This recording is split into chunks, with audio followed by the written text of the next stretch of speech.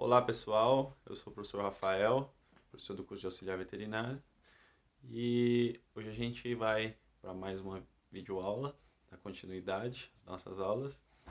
E hoje eu resolvi fazer uma aula de revisão para recapitular assuntos que a gente já falou, já comentou nas aulas passadas e refrescar um pouco a memória. Assim a gente consegue com que surjam novas dúvidas, tire essas dúvidas, né? E de certa forma até fixar o conteúdo de um jeito melhor, de um outro jeito, né? Então, desde o do começo das nossas aulas a gente já falou de bastante coisa, já teve vários e vários assuntos. Então eu vou estar abordando aqui alguns deles que, que eu escolhi, que eu achei os principais que a gente pode tá relembrando aqui, né? Então, talvez não dê tempo de relembrar tudo, eu posso até fazer outra videoaula depois para a gente poder tá relembrando, fazendo uma revisão mais completa. Então, vamos pensar no corpo do animal no geral, né? Quando a gente olha para o animal, eu sempre gosto de dizer que a gente não pode enxergar ele como ele é assim. A gente tem que enxergar como ele é através, por exemplo, da pele, através da musculatura, enxergar a anatomia dele. Então, é, a gente sempre tem que pensar dessa forma.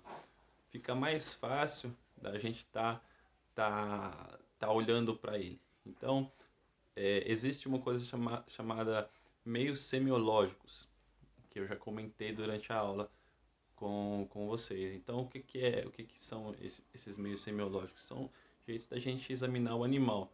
E um deles é a inspeção. O que é inspecionar um animal? É olhar para esse animal.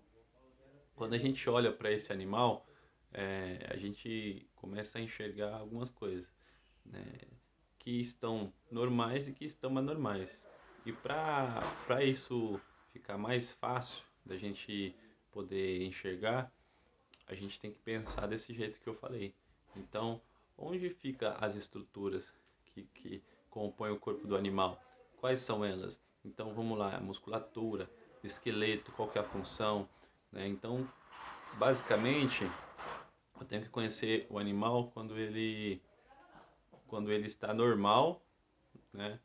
E para que eu consiga é, é, saber quando tem algo de errado, quando está alterado alguma coisa. Então, isso é uma das coisas que é importante relembrar, né? E aí eu preciso conhecer a anatomia, a fisiologia do animal. Então, relembre o que é anatomia, fisiologia, patologia, né? Então, quem não se lembra, tem no caderno anotado isso. Então, vamos lá. A anatomia do animal, o que eu vou perceber ali, né?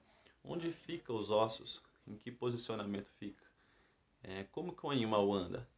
Se esse animal está andando incoordenado, está com a ataxia, que a gente dá esse nome, esse andar incoordenado, o que está alterado ali, né?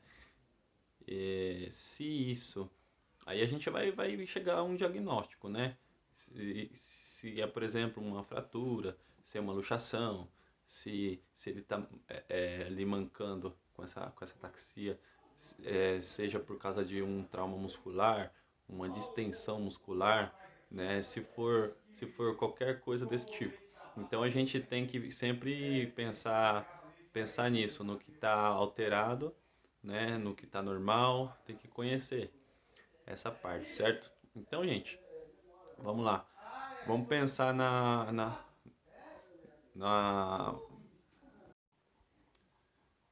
Então, pessoal, vamos pensar na anatomia dos animais.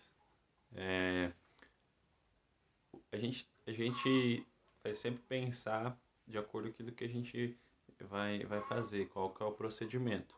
Então, eu vou citar alguns procedimentos aqui para ficar mais fácil vocês entenderem.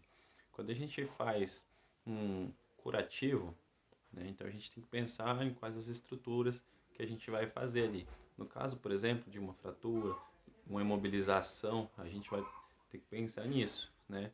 Então, por exemplo, a gente sabe que passa vasos sanguíneos ali na região. Então a gente tem que tomar cuidado para não garrotear, para não apertar demais e prejudicar a circulação do sangue. Então a gente também procura deixar imobilizado as partes ósseas, né?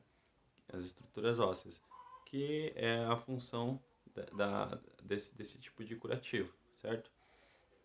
Então, também, tudo aquilo que a gente vai fazer, a gente pensa nessa parte, né? Quando a gente vai canular uma veia, por exemplo, a gente tem que saber onde ela fica localizada, né? Quando a gente vai fazer coleta de sangue, né? Quando a gente vai fazer qualquer coisa, quando a gente vai fazer uma palpação, a gente tem que saber o que está palpando. Então, isso é importante a anatomia, né? É importante a gente saber também como funciona, né? Onde está e como funciona. Por exemplo, né? Você sabe onde fica a veia, mas você sabe para que lado está o fluxo sanguíneo, né? Então, você sabe qual o nome dessa veia, qual o nome desse vaso sanguíneo. Então, é importante saber também como funciona. Então, quando a gente fala, aproveitar o gancho, a gente está falando de vasos sanguíneos, então a gente pode pensar o seguinte: como funciona a circulação sanguínea, como funciona a circulação sanguínea, quais os órgãos envolvidos. Então a gente tem coração, pulmão, né? Então tem o trato gastrointestinal, que também está envolvido com a parte de circulação sanguínea. Então tudo está envolvido. O sangue ele passa pelo corpo inteiro, né? Mas os principais órgãos da parte dessa parte de sistema circulatório, né? Então, como funciona tudo isso, né? E a gente sabendo onde está, qual o nome, como funciona, a gente vai saber quando está alterado. Então, vou dar um exemplo para vocês, né? Quando a gente vai, coloca o estetoscópio no ouvido e vai auscultar, que é um meio semiológico também, auscultação, o coração. Aí vocês escutam lá as batidas, tum-tá, tum-tá, tum-tá, batida do coração, né? As válvulas abrindo e fechando. Aí, de repente, você começa a escutar um animal normal, começa a escutar os normal, daqui a pouco vocês escutam tum-tá, tum-tá, tum-tum-tá, tum-tá, tum-tum-tum-tá. Então, vocês começam a ver que não tem uma coordenação nos batimentos. Isso é o quê? Né? É uma anormalidade, né? Qual a normalidade? Então, a gente sabe onde ausculta o coração, sabe a região, o nome, né, do coração, né, o órgão, né? Sabe quantas vezes ele tem que bater por minuto, né? Os batimentos por minuto. Sabe que ele tem um ritmo e a gente vai saber quando ele está alterado. Existem vários tipos de alteração, você tem uma aqui, né? Arritmia, né? Existem outras alterações, algumas normais, outras nem tanto assim. Então, algumas delas normais que eu quero dizer é assim, o animal fez um exercício e ele teve um aumento desses batimentos, dessa frequência cardíaca, né? Então ele teve um ataque cardíaco, mas até certo ponto ela é normal, né? Agora, se ele teve um ataque cardíaco muito alta e o exercício, ou não teve exercício, ou foi um exercício muito pouco, alguma coisa está errada, né? Então, basicamente para vocês entenderem.